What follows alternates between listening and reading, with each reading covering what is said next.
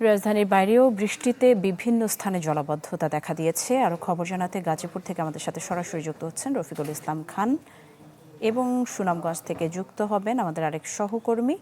আমরা শুরুতে রফিকুল ইসলাম খানের কাছে যাব। রফিক, জানাবেন গাজীপুরের সড়ক মহাসড়কগুলোর এখন কি পরিস্থিতি? নগদ নিয়ে এলো হার না মানা হার অফার। সর্বনিম্ন 10,000 টাকা রেমিটেন্স নগদে পাঠালে থাকছে স্বর্ণের হার জেতার সুযোগ।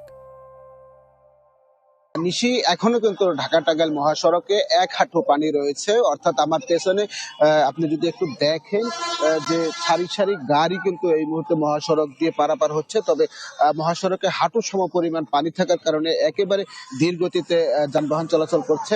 এটি শুধু মহাসড়কের দৃশ্য। এর বাইরে যদি আপনাকে বলি যে আমি রয়েছি এই মুহূর্তে আসলে ঢাকা টাঙ্গাইল মহাসড়কের কালিয়াকৈর পৌরসভার 7 নং ওয়ার্ডের এই 7 নং ওয়ার্ডের অধিকাংশ এলাকায় কিন্তু প্লাবিত হয়ে গেছে। আর প্লাবিত হওয়ার কারণে এরই মধ্যে আমরা যেটি দেখেছি বিভিন্ন বাসা বাড়িতে এক হাঁটু পরিমাণ, কোথাও বুক সম পরিমাণে কিন্তু বাসার বাড়ির ভেতরে পানি রয়েছে। তো পানি যাওয়ার কোনো এই ওয়ার্ডের যে সমস্ত বাসিন্দা রয়েছে তারা যদিও একটি সড়ক বিভাগের একটি ড্রেন রয়েছে, সেই ড্রেনটি কিন্তু ইতিমধ্যে ভরে গিয়েছে। দীর্ঘ সময় এই ড্রেন পরিষ্কার না করার কারণে ময়লা জমে সেই আসলে পানি যাওয়ার মতো কোনো ব্যবস্থা নাই, এমনটি কিন্তু দাবি করছেন পৌরসভার বাসিন্দারা, যে কারণে এই অবস্থার সৃষ্টি হয়েছে। এর আগেও কিন্তু গেল প্রায় 1 মাস আগেও এমন অবস্থা হয়েছিল এবং এই মহাসড়কে পানি হওয়ার কারণে যান চলাচল বিঘ্ন ঘটে, এমনকি বাসা বাড়িতে পানি জমে যায়। গতকাল বৃষ্টি হওয়ার পরেও কিন্তু তেমনটি আবার হয়েছে এবং পৌরসভার পক্ষ থেকে জানানো হয়েছে তারা আসলে পানি নিষ্কাশনের জন্য সর্বাত্মক চেষ্টা চালিয়ে যাচ্ছে। এই ছিল এখান থেকে সর্বশেষ খবর। নিশি, ধন্যবাদ রফিকুল ইসলাম খান। দর্শক, পাহাড়ি ঢলে সুনামগঞ্জে ভেঙে গেছে সড়ক, যোগাযোগ বিচ্ছিন্ন 8 গ্রামের সাথে। আরও জানাতে আমাদের সাথে এয়ার জুয়েল যুক্ত হয়েছেন। জুয়েল, জানাবেন গ্রামগুলোর এখন কি অবস্থা এবং সড়ক পরিস্থিতি সম্পর্কে জানতে চাই। নিশি, যদি আসলে বন্যার সার্বিক পরিস্থিতি বলি, গেল কয়েকদিনে টানা বৃষ্টিতে কিন্তু সুনামগঞ্জে নদ নদীর পানি বৃদ্ধি পেয়েছে।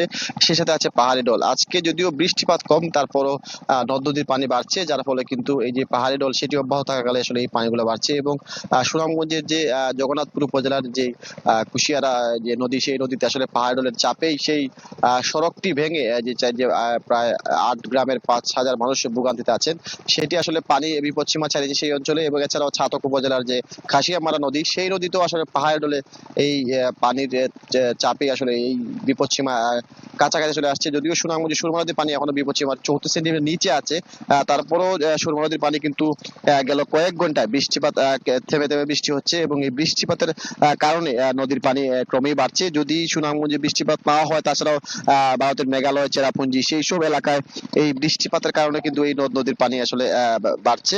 এবং পানি উন্নয়ন কর্মকর্তারা বলছেন যে আগামী কয়েকদিন যদি এই চেরাপুঞ্জি এবং মেঘালয় যে বৃষ্টিপাত অব্যাহত থাকে, সেই ক্ষেত্রে নিম্নাঞ্চলের যেসব এলাকায় একটি স্বল্প মেয়াদী বন্যার সংখ্যা তারা করছেন।